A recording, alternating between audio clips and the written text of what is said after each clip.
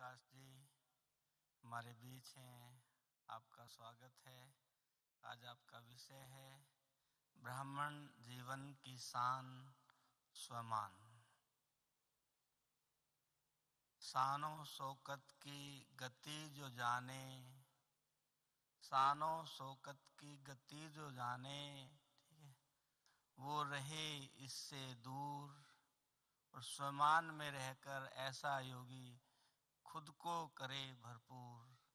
प्रकाश डालेंगे भाई साहब।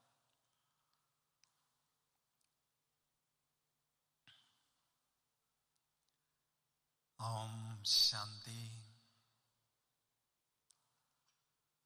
ब्राह्मण जीवन की शान स्वमान। स्वमान ब्राह्मण जीवन में उन्नति करने के लिए बहुत मददगार बनता है। इसलिए बाबा कहते हैं, मीठे बच्चे सदा स्वमानधारी बनकर रहो। स्वमान में रहना अर्थात स्वयं ही स्वयं को मान देना। इसके लिए हमें स्वमान में स्थित होने की विधि को जानना बहुत जरूरी है।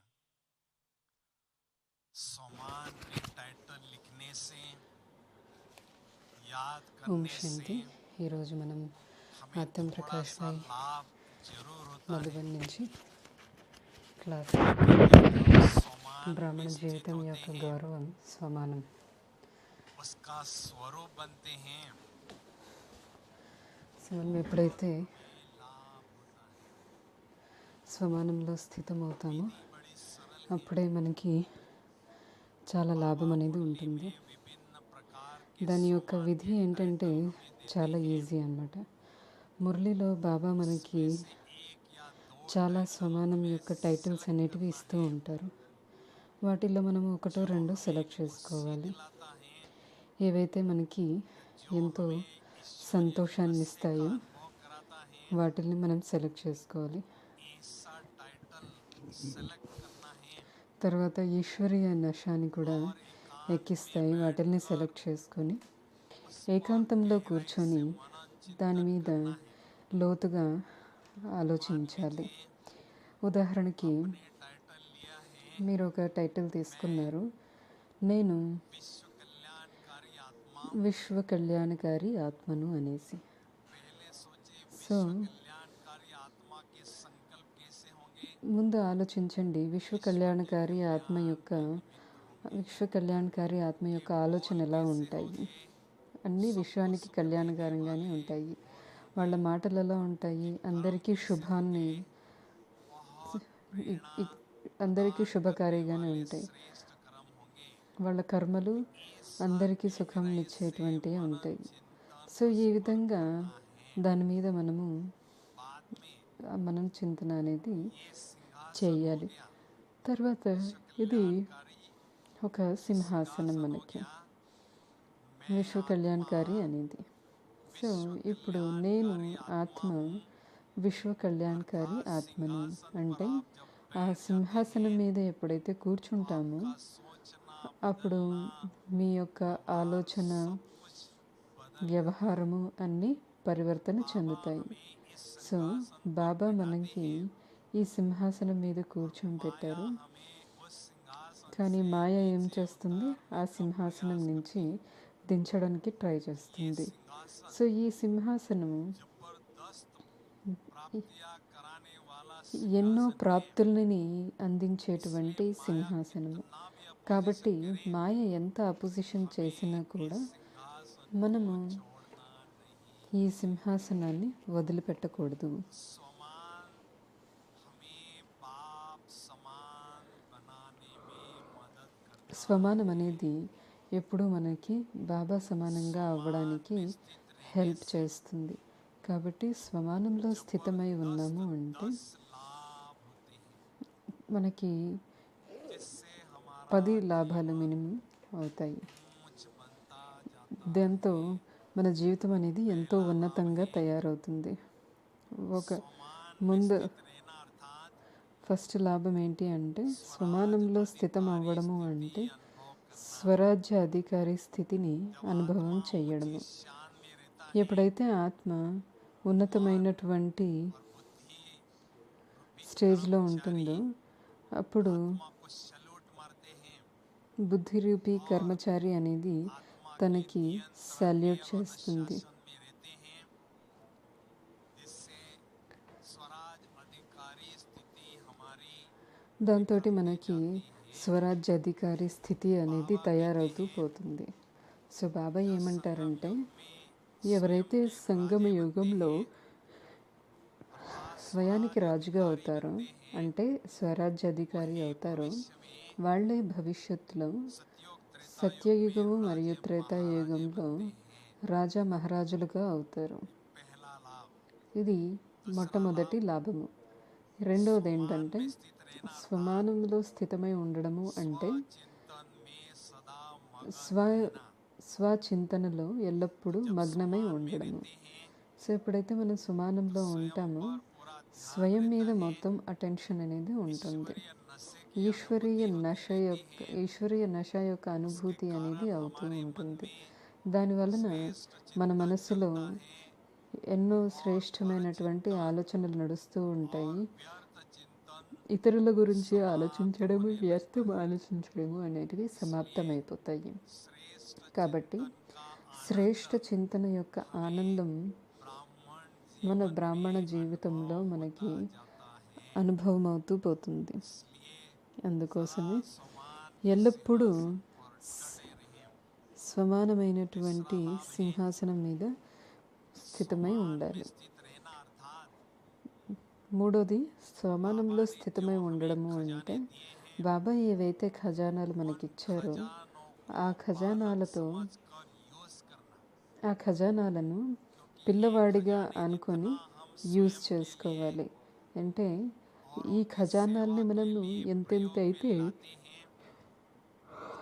మనం స్వయం కోసము మరియు ఇతరుల సేవ కోసము ఉపయోగిస్తామో అంతంత ఈ ఖజానా అనేది పెరుగుతూ పోతుంది. కాబట్టి ఈ స్వమానంలో ఉన్నాము అంటే ఈ ఖజానాల యొక్క స్మృతి అనేది ఉంటుంది. ఈ స్మృతిలో ఉండడం వలన వాటిని యూజ్ చేసుకోవడం వలన వాటిని సఫలం చేయడం వలన ఆ ఖజానా అనేది పెరుగుతూ పోతుంది. నాలుగో లాభం ఏంటంటే స్వమానంలో స్థితి అయి ఉండడము అంటే ఆత్మ యొక్క అన్వేషణ చేయడము. ప్రతి ఒక్క ఆత్మలో ఎంతో లోతైనటువంటి భండారాలు శక్తుల యొక్క ఖజానా అనేది దాగి ఉన్నాయన్నమాట. అవన్నీ ఆ శక్తులన్నిటినీ జాగృతం చేసేటువంటి కార్యము స్వమానం చేస్తుంది. ఎప్పుడైతే మనము స్వమానంలో స్థితమై ఉంటామో మనలో పడుకొని ఉన్నటువంటి శక్తులు అవి జాగృతం అవుతాయి. తర్వాత మన వ్యక్తిత్వం యొక్క వికాసం అనేది జరుగుతుంది. సో దీనికి పర్ఫెక్ట్ ఎగ్జాంపుల్ అంటే మన దాదీలు. ఈ యజ్ఞం యొక్క బిగినింగ్లో దాదీలు ఎంతో చిన్న చిన్న పిల్లలుగా ఉండేవాళ్ళు. బాబా దగ్గరకు వచ్చినప్పుడు బాబా ఏం చేశారు, వాళ్ళందరిలో ఎన్నో జన్మల నుంచి పడిపోయి ఉన్నటువంటి స్వమానాన్ని బాబా పైకి లేపారు. ఎంతో ఉన్నతమైనటువంటి స్వమానాలతోటి వాళ్ళని జాగృతం చేశారు. ఎప్పుడెప్పుడైతే ఆ స్వమానాల్ని పెంచారో ఇప్పుడు వాళ్ళల్లో ఉన్నటువంటి శక్తులు జాగృతమయ్యాయి. సో ఇప్పుడు మనం చూస్తాం ఈ ప్రపంచం మొత్తంలో ఎంతో క్రాంతిని తీసుకొని వచ్చారు. ఎంత పెద్ద పెద్ద వాళ్ళని కూడా ఛాలెంజ్ చేస్తారు దాది వాళ్ళు. సో ఈ శక్తులన్నీ ఎక్కడి నుంచి వచ్చాయి అంటే స్వమానం ద్వారానే అవన్నీ జాగృతమయ్యాయి అన్నమాట. సో ఫిఫ్త్ పాయింట్, ఐదవ లాభం ఏంటి అంటే స్వమానంలో స్థితమై ఉండడము అంటే సదా మాయా దుష్మన్ నుంచి సేఫ్గా ఉండడము. సో సో ఎప్పుడైతే మనం సేఫ్గా ఉంటామో మాయ యొక్క ఏవైతే ప్రలోభాలు ఉంటాయో అవి వాటి వైపు ఆకర్షించు అన్నమాట. మనము ఆ, హద్దులేని ఆ, సంతోషానికి చక్రవర్తులుగా అవుతాము. స్వమానం అనేది ఆత్మకి ఒక కవచంగా పనిచేస్తుంది. సో ఇది ఎప్పుడు మనకి ఎవరితో అయితే వైరం ఉంటుందో వాళ్ళ నుంచి అది చక్ర కవచంగా పనిచేసి మనల్ని ప్రొటెక్ట్ చేస్తుంది. సో మన ఎవరితో అయితే వైరం ఉంటుందో వాళ్ళ నుంచి అది ఒక ప్రొటెక్షన్గా మనకి పనిచేస్తుంది. కాబట్టి ఎప్పుడు కూడా మనము ఈ ఈశ్వరీయ కవచాన్ని వేసుకొని మనము యుద్ధంలోకి వెళ్ళాలన్నమాట. సో పెద్ద బుల్లెట్ ప్రూఫ్ వేసుకొని బయటికి వెళ్తారు కదా పెద్దవాళ్ళు. సో మనం కూడా ఎంతో పెద్ద సర్వశక్తివైనటువంటి తండ్రి యొక్క సంతానం కాబట్టి మనం కూడా ఈశ్వరీయ నష యొక్క డ్రెస్సు, సుమానం యొక్క డ్రెస్సు వేసుకొని, మాయా ప్రూఫ్ డ్రెస్ వేసుకొని సేవ యొక్క క్షేత్రంలో వెళ్ళాలి. అప్పుడే మనము మన దుష్మనుల నుంచి సేఫ్గా ఉండగలుగుతాము. 6వ పాయింట్, స్వమానంలో స్థితమై ఉండడము అంటే ఆత్మవిశ్లేషణ చేసుకోవడం. మనం ఎప్పుడైతే ఏకాంతవాసులుగా కూర్చుంటామో అప్పుడు మన ఆత్మ లోపలికి వెళ్ళి చూస్తే ఆత్మ లోపల ఉన్నటువంటి చిన్న చిన్న లోపాలు అవన్నీ మనకి చాలా స్పష్టంగా కనిపిస్తాయి. ఎప్పుడైతే మనము ఆ లోపాలని ఎక్స్పీరియన్స్ చేస్తామో వాటిల్ని తీయడానికి మనము ట్రై చేస్తూ ఉంటాము. ఏ విధంగా అయితే డాక్టరు మన జబ్బుల్ని చెప్తారో ఇవి మీ జబ్బులు అనేసి, అప్పుడు పేషెంట్ కూడా ఎప్పటి వరకు అయితే ఆ జబ్బు పోదో అప్పటి వరకు దాని మీద ప్రయోగిస్తూనే ఉంటారు. సో అదేవిధంగా మనలో ఉన్నటువంటి చెడు అలవాట్లు మరియు లోపాలు వీటిల్ని మనము తీసేయాలి. లేకపోతే ఎన్నో సంవత్సరాల వరకు అవి మనతోటి పెరుగుతూ ఉంటే అవి మన యొక్క ఉన్నతిలో, మన ప్రోగ్రెస్లో అవి ప్రాబ్లమ్స్గా తయారవుతాయి. సో మన లోపాలు మనలో ఏవైతే లోపాలు ఉంటాయో అవి మనల్ని సంపాదన చేసుకోనివ్వలేవన్నమాట.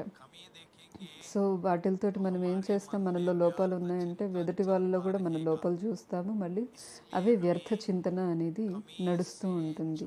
కాబట్టి ఈ యొక్క లోపాల నుంచి మనము విముక్తిని పొందాలి. 7వ లాభం ఏంటి అంటే స్వమానంలో స్థితమై ఉండడము అంటే అన్నిటికంటే మూల్యమైనటువంటి ఖజానా సమయం యొక్క ఖజానా. ఈ అమూల్యమైనటువంటి ఖజానాని సఫలం చేస్తూ పోవాలి. నేనైతే ఖజానాలు బాబా మనకి ఇచ్చారో వాటన్నిటిలో అమూల్యమైనటువంటి ఖజానా సమయం యొక్క ఖజానా. సో ఎందుకంటే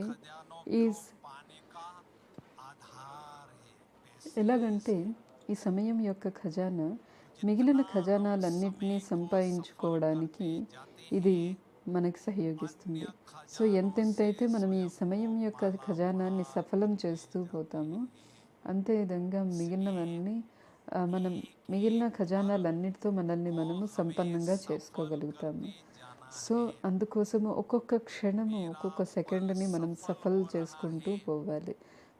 నా యొక్క ప్రతి సెకండు సఫలం అవుతున్నాయి కదా అంటే ఇప్పుడు ఎలా తెలుస్తుంది మనకి ప్రతి ఒక్క సెకండ్ సఫలమవుతుందని? సఫల్ అంటే మంచి ప్రాప్తిని పొందుకోవడము. సో దాన్ని సఫలము అంటారు. అప్పుడే మనము మన యొక్క సమయం అనేది సఫలమవుతుంది అని అనవచ్చు అన్నమాట. సో ప్రతి ఒక్క సెకండ్ సంగమ యుగము ఏం చెప్తుంది అంటే పరమాత్మని తోటి షేక్ హ్యాండ్ చేయండి. పరమాత్మ యొక్క బుద్ధి రూపీ హ్యాండ్ తోటి మీ యొక్క బుద్ధి రూపీ హ్యాండ్నిచ్చి షేక్ హ్యాండ్ చేస్తూ వెళ్ళండి. అంటే పరమాత్మతోటి మీ యొక్క బుద్ధిని జోడించి ఎప్పుడూ ఒకటిగానే వెళ్తూ ఉండండి. సో సుమానంతో మనకి ఏం స్మృతి ఉంటుంది అంటే ఈ సమయము మన యొక్క భాగ్యాన్ని తయారు చేసుకునేటువంటి సమయము. ఆ స్మృతి వలన మనము సమయం యొక్క సదుపయోగం చేస్తూ పోతాము. బాబా ఒకసారి చెప్పారు, ఎవరైతే మందబుద్ధి వాళ్ళు ఉంటారో వాళ్ళ యొక్క అమూల్యమైనటువంటి సమయాన్ని చాలా సాధారణంగా వ్యతీతిస్తారు. ఎవరైతే సూక్ష్మ బుద్ధి వాళ్ళు ఉంటారో వాళ్ళు ప్రతి ఒక్క సెకండ్ని సఫలం చేసుకుంటూ పోతారు. తర్వాత వాళ్ళ యొక్క భాగ్యం యొక్క సితారాన్ని చమకాయిస్తూ ఉంటారన్నమాట. సో 8వ పాయింట్ ఏంటి అంటే స్వానంలో స్థితమై ఉండడము అంటే రాయల్ సంస్కారాలని ధారణ చేయడం. ఈ సంగమ యుగంలో మనం ఎంతెంతైతే రాయల్ సంస్కారాలని ధారణ చేయాలనుకుంటామో అవన్నీ చేసుకోవచ్చు. ఎందుకంటే మన యొక్క సంస్కారాల యొక్క ఆధారంగానే భవిష్యత్తులో మనకి ఈ రాయల్ ఫ్యామిలీలో జన్మ అనేది దొరుకుతుంది. మనం ఎప్పుడైతే ఉన్నతమైనటువంటి స్వమానంలో ఉంటామో మనలో అంతే ఉన్నతమైనటువంటి సంకల్పాలు నడుస్తాయి. మన మాటల్లో అంతే ఉన్నతమైనటువంటి మాటలు ఉంటాయి. మన కర్మలు కూడా అంతే ఉన్నతంగా ఉంటాయి. సో అదేవిధంగా మన సంస్కారాలు కూడా అంతే రాయల్గా అవుతూ పోతాయి. సో ఈ సంగమ యుగంలో ఇదే పెద్ద ఛాన్స్. బాబా ఎల్లప్పుడూ నారాయణి నశాలో ఉండేవాళ్ళు బ్రహ్మబాబా. సో అందుకోసమే తను ఎప్పుడూ నెంబర్ 1 నారాయణ్గా అయ్యారు. వాళ్ళు ఆ యొక్క రాయల్టీ బాబా యొక్క జీవితంలో బాబా యొక్క సంస్కారాల్లో ఎప్పుడు కనిపించేది. అందుకే మనం కూడా ఎల్లప్పుడూ అదే ఉన్నతమైనటువంటి స్వమానంలో ఉండాలి. అదే ఉన్నతమైనటువంటి గౌరవంలో ఉండాలి. ఎవరైనా గౌరవం ఇచ్చినా ఇవ్వకపోయినా మనకి దాని లెక్క పెట్టకూడదు. పరమాత్మ నాకు గౌరవాన్ని ఇచ్చారు, పరమాత్మ నాకు ఎంతో ఉన్నతమైనటువంటి టైటిల్స్ని ఇచ్చారు, ఇవి నాకు ఎంతో గౌరవమైనటువంటి విషయము. కానీ అప్పుడప్పుడు మన మనసులో ఒక సంకల్పం వస్తూ ఉంటుంది. ఇంత ఉన్నతమైనటువంటి బాబా టైటిల్స్ ఇస్తూ ఉంటారు, కానీ ఇవి బాబా మహిమ చేస్తున్నారా? కానీ ఈ సంసారంలో ఒక్క బాబాని పాస్ట్, ప్రజెంట్, ఫ్యూచరు తెలుసు. తర్వాత ఎల్లప్పుడూ మన యొక్క కళ్యాణాన్ని చెయ్యాలని అనుకుంటారు. కాబట్టి ఈ టైటిల్స్ బాబానే ఇస్తారు. సో ఈ టైటిల్ రూపంలో ఉండేటువంటి ఒక టాయ్ బాబా మనకి ఇస్తారు. టై అనేది మనకి ఇచ్చారు. సో బయట ప్రపంచంలో అందరూ టై వేసుకొని ఆఫీస్కి వెళ్తారు. సో టై వేసుకున్నారు అంటే వాళ్ళు అదొక గౌరవం లాగా, వాళ్ళ ఒక స్టేటస్ లాగా ఉంటారు. సో ఇదే విధంగా బాబా మనకి ఇచ్చినటువంటి టైటిల్ రూపీ టైని మనం కూడా వేసుకొని ఈ సర్వీస్ యొక్క క్షేత్రంలో వెళ్ళాలి. అప్పుడు అంతే ఉన్నతమైనటువంటి షాన్, ఆ గౌరవం అనేది పెరుగుతుంది. శుద్ధమైనటువంటి అభిమానం ఉంటుంది. తర్వాత అశుద్ధమైనటువంటి అభిమానం అనేది తొలగిపోతుంది. సో 9వ లాభం ఏంటి అంటే సుమానంలో స్థితమై ఉండడము అంటే ఎల్లప్పుడూ అందరి యొక్క విశేషతలను మాత్రమే చూడాలి.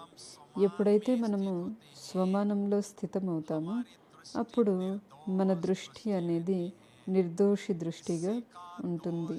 ఎవరి యొక్క దోషాలు మనకి కనిపించవు.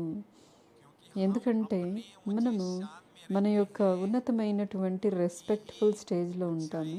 కాబట్టి అంతే ఉన్నతమైనటువంటి విశేషతలు, వాళ్ళ యొక్క గౌరవమే మనకు కూడా కనిపిస్తుంది. సో విశేషమైనటువంటి ఆత్మలు అని ఎవరిని అంటారంటే ఎవరైతే ఎల్లప్పుడూ ఎదుటి వాళ్ళల్లో విశేషతలనే చూస్తూ ఉంటారు. సో ఈ కొత్త ప్రపంచంలో ఏ ఒక్క ఆత్మ కూడా అలా ఉండరు. ఎవరిలో అయితే విశేషతలు ఉండవు, అందరిలోనూ విశేషతలు ఉండనే ఉంటాయి. సో ఇది ఓన్లీ మన యొక్క దృష్టి ఇటువంటి గుణగ్రాహిగా ఉండాలి, విశేషతల్ని గ్రహించే వాళ్ళుగా ఉండాలి. సో స్వమానంలో స్థితమై ఉండడం వలన ఎల్లప్పుడూ మన యొక్క దృష్టి అనేది నిర్దోషంగా ఉంటుంది. తర్వాత మనకి ఎల్లప్పుడూ అందరి యొక్క విశేషతలు అనేటివి కనిపిస్తూ ఉంటాయి. సో బాబా ఎల్లప్పుడూ తన యొక్క ఉన్నతమైనటువంటి రెస్పెక్ట్లో ఉండేవాళ్ళు. నేను సర్వశక్తివంతమైనటువంటి పరమాత్మని, కాబట్టి అదే అనుసారంగా తను చూస్తారు. మనకి కూడా ఆ స్వమానాన్ని గుర్తు చేపిస్తూ ఉంటారు. స్వమానంలో ఉండడము అంటే స్వయం మన తండ్రితోటి కనెక్ట్ అయి ఉండడము. సో దీన్ని ఇంకొక శబ్దంలో మనం ఎలా చెప్పచ్చు అంటే, స్వమానం యొక్క చెయ్యి అనేది ఎప్పుడు పరమాత్మ యొక్క హెల్ప్ అనేది మనకి దొరుకుతుంది. స్వమానంలో ఎప్పుడైతే ఉంటామో మనము, అప్పుడు పరమాత్మ యొక్క కంపెనీ అనేది మనము ఎప్పుడు అనుభవం చేయగలుగుతాము. మనం లైట్గా అవుతాము మరియు బాబా దగ్గర కూర్చోగలుగుతాము. మనం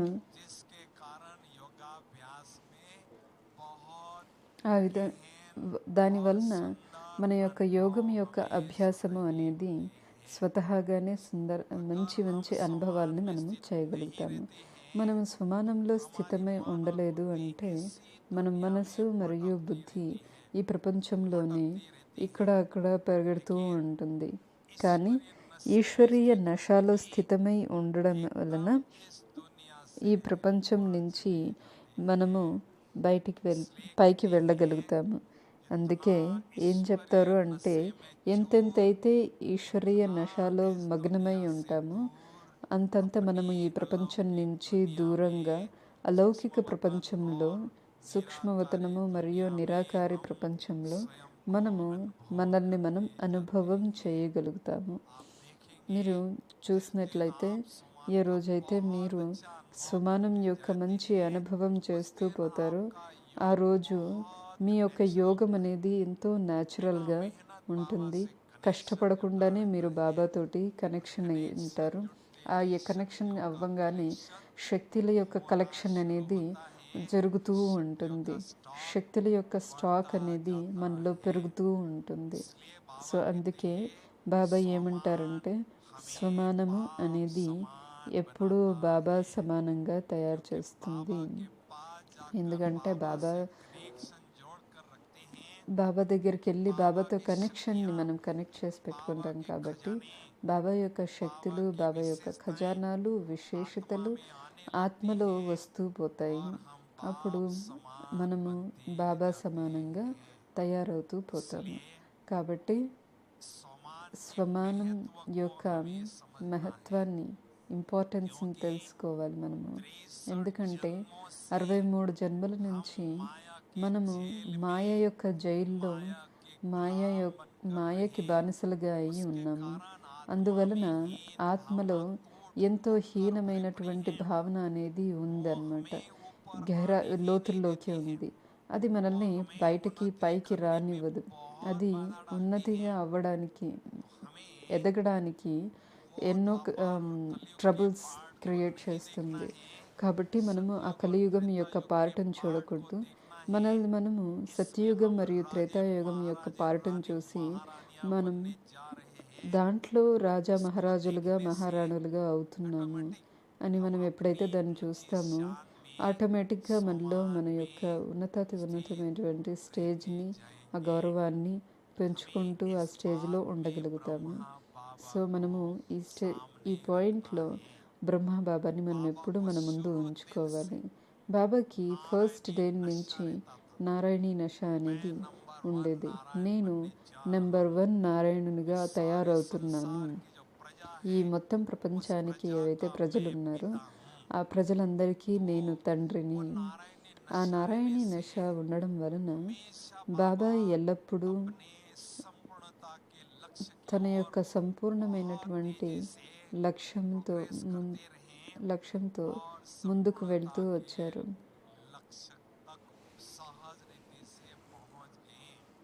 తర్వాత తన యొక్క సంపూర్ణ లక్ష్యం వైపుకి ఆటోమేటిక్గా వెళ్ళగలిగారు.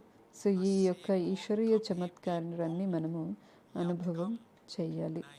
సో ఈ యొక్క ఖుషీని మనం ఎప్పుడూ తక్కువ చేయనీయకూడదు.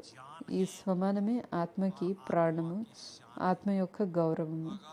ఇప్పుడు ఒకవేళ ఆత్మ లేదు అంటే శరీరంలో, ఆ శరీరాన్ని మనము శవం అంటాము. ఇటువంటి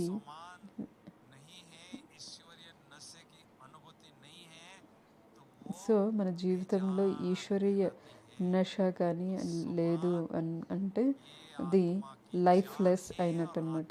సో స్వమానం అనేది ఆత్మకి ప్రాణము మరియు ఆత్మకి గౌరవము. ఈ మహత్వాన్ని మనము రియలైజ్ అవ్వాలి. తర్వాత ఈ జ్ఞాన మార్గంలో మనము ఎంతో తీవ్రగతితో వెళ్ళాలి. సో స్వమానం లేకుండా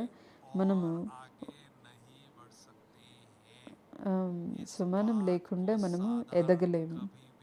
కాబట్టి ఈ దీన్ని ఎప్పుడు కూడా సాధారణం అనుకోవద్దు. స్వ అంటే నేను ఆత్మ, మాన్ అంటే నేను మహాన్ ఆత్మను అనేసి.